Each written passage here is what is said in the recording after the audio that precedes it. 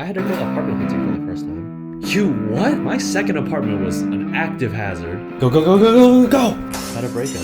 Next, I crashed with my friends around the block for a couple months. Moving on.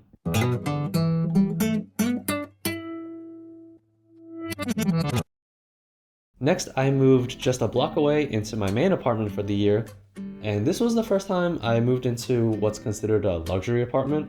2 bedrooms, 2 bathrooms, nicely furnished living room, 2 fridges, a lounge and a patio on the ground floor, perfect for hosting guests, and I lived in a triple room without the bathroom attached. We used the bathroom attached to the living room. So my share of the rent was actually not too much higher than the places I had lived in prior, because the 2 guys living in the master bedroom in this place were really shelling out for it.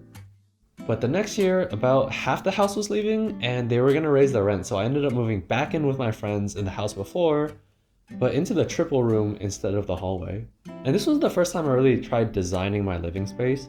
So at first the guys wanted to have all 3 of our beds just lined up in parallel, like an army barracks or a morgue. But I vetoed that idea. Apparently it's like bad Feng Shui or whatever, but I just thought it was horrendous space utilization. Instead, I got them to agree that all 3 beds should be against different walls, so we would have the center open as a little space to hang out. Because my friend had this big rug and a little folding Korean floor table, so I got a mini fridge from my grandma's garage, threw it in our room, and we would just hang out in there half the time because we were too lazy to walk like, I don't know, 3 feet to the living room and access the main fridge in the kitchen. I bought a loft bed to effectively double the surface area in my third of the room, and I put my desk underneath the right half of the loft, and I inherited this gigantic beanbag, and I threw it under the left half of the loft for those nights that I couldn't be bothered to climb up the ladder.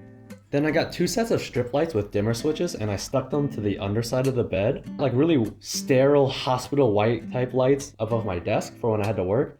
And I got these like kind of yellowish warm white lights above the beanbag for when it's time to chill. I got a Bluetooth speaker and some party lights for fun times, and I mounted a wall hook onto my loft bed to hang up my guitar.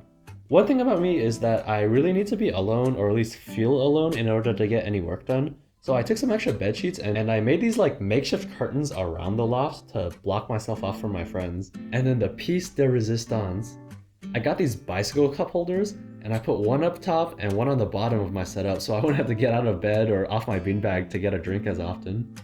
The reviews were in, critics were raving about my setup, and I loved it. One big issue with this room though was that we had this giant window that faced east, so the room would get uncomfortably hot and bright every morning. And we were all like almost nocturnal, so that wasn't gonna work out. I went and got these blackout curtains, but then I realized there was no curtain rod or place to hang them up. So what I ended up doing was taking the orange straps out of like 4 trash bags, and I strung them together, and then I tied them to the end of the Swiffer mop, and I basically used that as one giant needle to thread the straps through the curtain. And then once it was through, I used that to hang them up. It was kinda jank, but hey, it worked. And like I said, I had a blast just living with my 4 homies. But as fun as this place was, there was a few downsides. Like 5 people that often had guests over sharing one toilet.